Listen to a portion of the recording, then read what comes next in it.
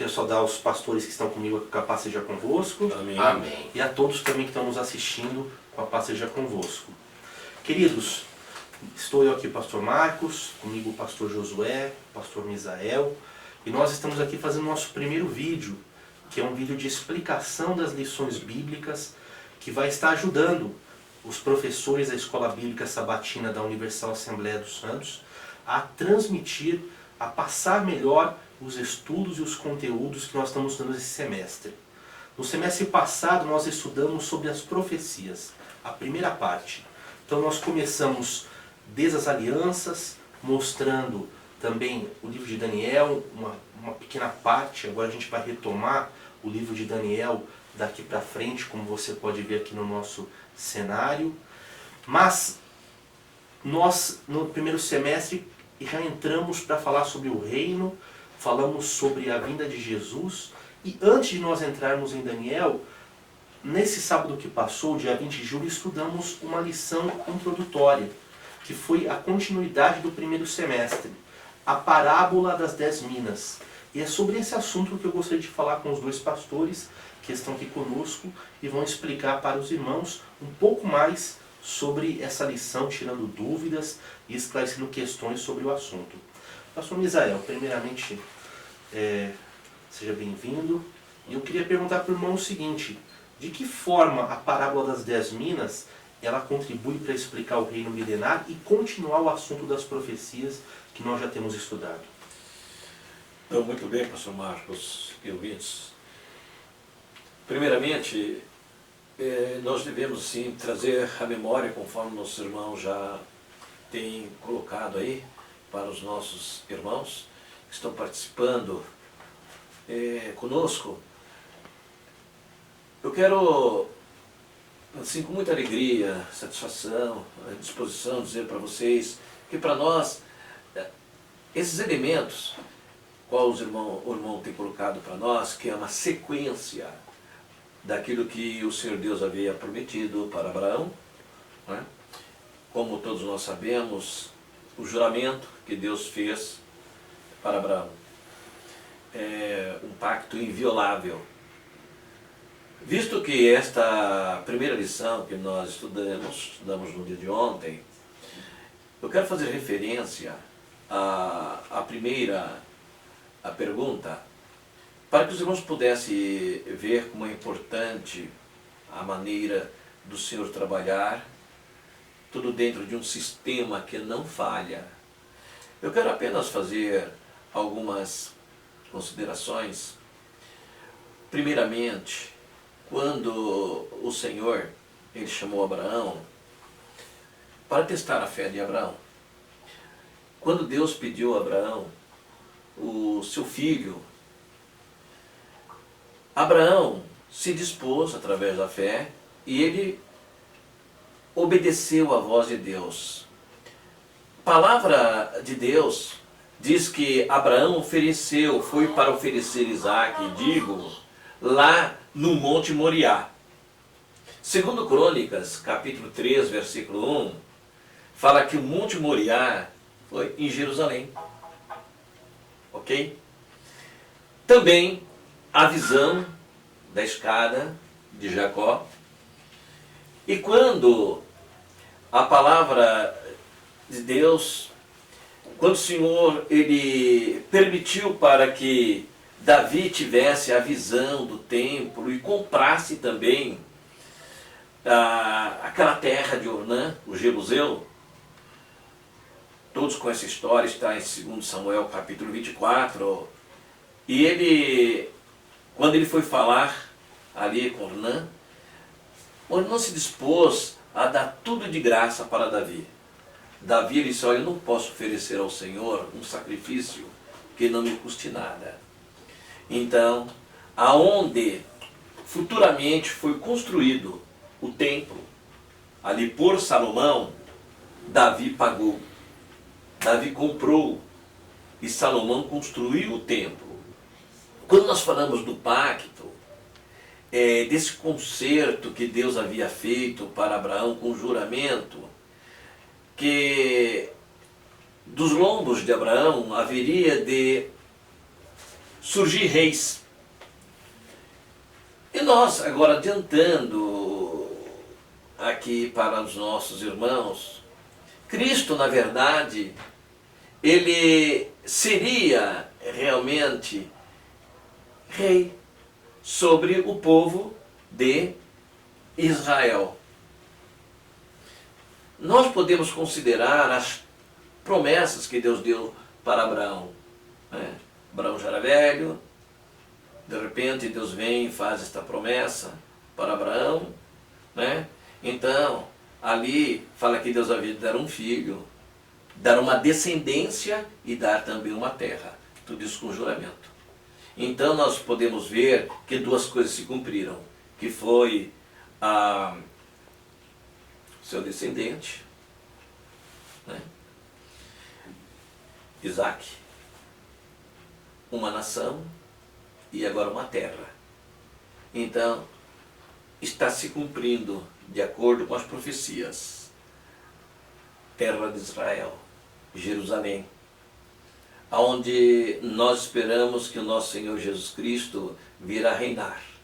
Então, quando todos os israelitas estavam ali em Jerusalém, nós sabemos que, na verdade, Cristo, ele veio, nascido ali de mulher, descendente de Davi, herdeiro do trono, conforme diz a palavra.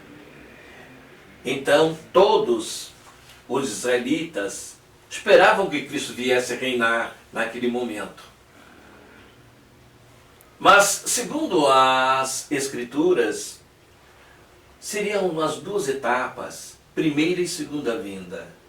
Primeira vinda, ele viria como cordeiro, para se oferecer por nós, né? Morrer por nossos pecados. E depois, ele, cumprindo o sacerdócio, ele retornaria como rei. Então a palavra de Deus fala da sua segunda vinda.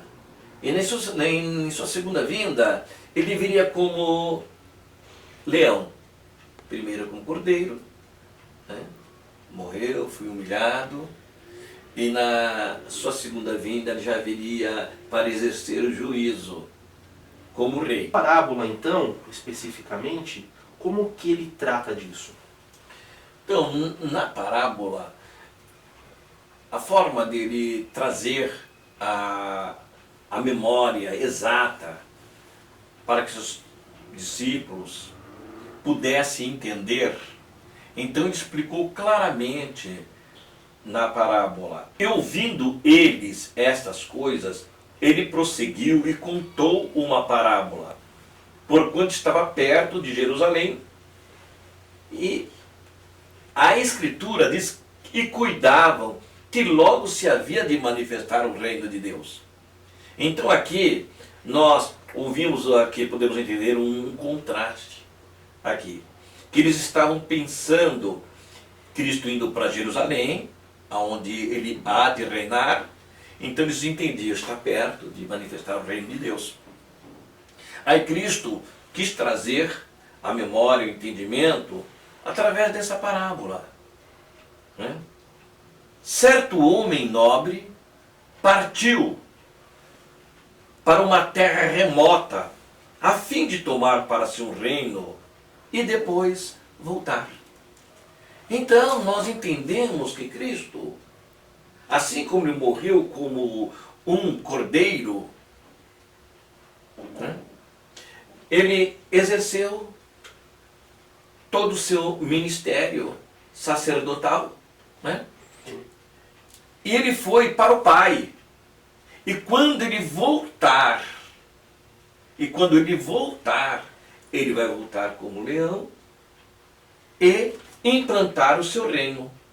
Porque a palavra de Deus diz aqui, no verso 15: e aconteceu que, voltando ele, depois de ter tomado o reino, chamou os seus servos para que os seus servos viessem ali prestar conta daquilo que o Senhor havia entregue em suas mãos. Quer dizer, a parábola então das 10 minas é uma forma que ele encontrou de ensinar para os discípulos e para nós também sobre essa sua segunda vinda, que é a vinda para julgar o mundo. Perfeitamente. Eu quero, pastores, irmãos, fazer aqui um paralelo. O próprio Senhor Jesus Cristo, em toda a sua estada aqui na Terra, em um dos textos bíblicos, ele fala assim: ao que vencer, e lhe concederei, futuro, que se assente comigo no meu trono, assim como eu venci e me assentei com meu Pai no seu trono. Ao que vencer. Então, ele está sentado hoje, o trono que está sentado hoje é do Pai. E quando ele voltar, ele vai ocupar o seu trono, de acordo com todas as profecias, em Mateus 25, verso 31. Pastor Josué, o pastor Misael explicou então a parábola e falou da volta de Cristo. Eu estou aqui com a sua lição bíblica, né? O pastor Josué ele anota os pontos principais, ele acaba dando uma grifada nos pontos principais para poder estudar. E eu vi que o senhor aqui anotou, né, especificamente aqui nas perguntas 5 e 6, né, a importância do estudo das profecias e também das doutrinas. O pastor Misael falou do retorno de Cristo. Hoje muitas pessoas elas continuam afirmando que quando a pessoa morre, ela já vai para a companhia de Deus, se ela foi justa. A Bíblia fala outra coisa, né, pastor? Sim. Por que é tão importante estudar as profecias e como o estudo bíblico contribui para desfazer esses falsos entendimentos, como de que a pessoa morrendo, ela já vai para a glória? Porque na verdade a gente sabe que, né, a recompensa justa está intimamente ligada com a segunda vinda de Cristo, como diz a parábola das 10 minas, né? Sim, pastor Marcos. Nós, ao examinarmos as Escrituras, já no Velho Testamento, o sábio Salomão já fala em Eclesiastes 7:27, que é conferindo uma coisa com a outra para se chegar à causa. Então, os ensinamentos de Jesus, da mesma forma, nós aproveitamos muito bem para ver que tudo está se cumprindo. Quando em Mateus 22:29, Jesus sendo questionado algumas questões, ele diz: errais, não conhecendo as Escrituras e nem o poder de Deus. E a gente mais à frente também o apóstolo Pedro diz, 2 Pedro 3:18, e que nós precisamos para crescermos na graça e no entendimento. Então é necessário que nós estudamos as Escrituras. Então tem um incentivo da Escritura, é essa. Se nós temos por regra de fé e prática as Escrituras, que nós cremos, temos uma certeza absoluta que é o poder de Deus, então nós temos que dar muito valor às lições bíblicas, não é que todos os anos, esse ano por exemplo está assim mestralmente, mas, amados, nós sabemos que nós precisamos lermos, nós precisamos buscarmos o entendimento, orarmos bastante, nos prepararmos para que o Espírito Santo de Deus venha colocar na nossa mente o entendimento, para que nós possamos prosseguirmos o estudo, o incentivo, para nós sabermos quanto às profecias, o que está falando para nós, né, que somos a igreja, como nós nos prepararmos melhor para a vinda de Cristo, que nós esperamos e queremos ouvir aquela palavra que ele fala: vinde benditos do meu Pai para o reino que ele tem preparado, ou está preparado para nós, para todos aqueles que o buscam. Então é muito gratificante nós tirarmos um pouco dos nossos afazeres, do nosso tempo, para ler as Escrituras, ver as profecias, o que está dizendo, aquelas que já cumpriram, o que está se cumprindo e que ainda vai cumprir na vida da igreja. Por isso o empenho de nós estarmos aqui fazendo esse trabalho, para juntos aprendermos e ver que nas Escrituras o incentivo principal é esse: ler a palavra, buscar a palavra, nós juntos, unidos, combatendo os assuntos para uma boa causa, para que a igreja cresça com esta fé, com este entendimento, para que nós não venhamos nos confundirmos, até mesmo em termos de doutrina, não é? Porque se nós examinarmos as Escrituras, são ela mesma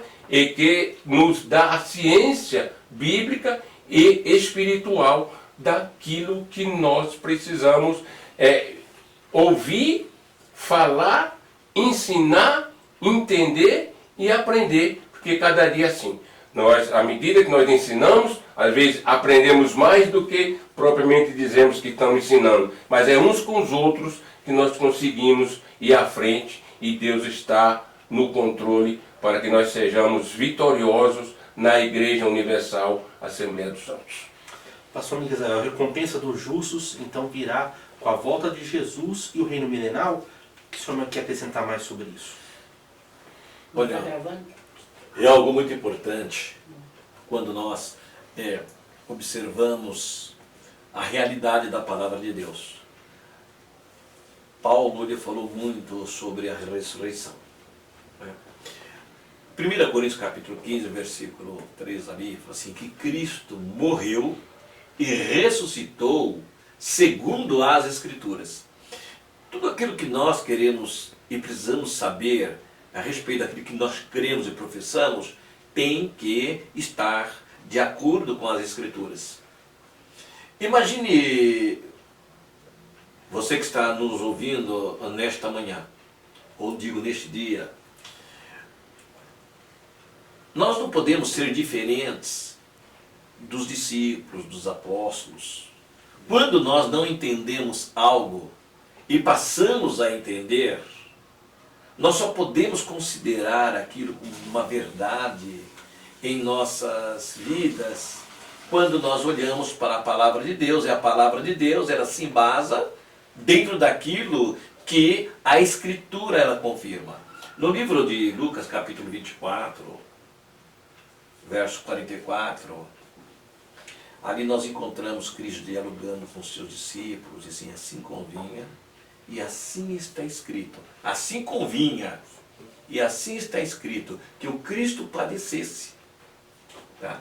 E ele próprio disse, para que se cumprisse tudo o que de mim está escrito na lei de Moisés, nos profetas e nos salmos. Aí a palavra fala assim, então diz, abriu o entendimento para compreenderem as Escrituras.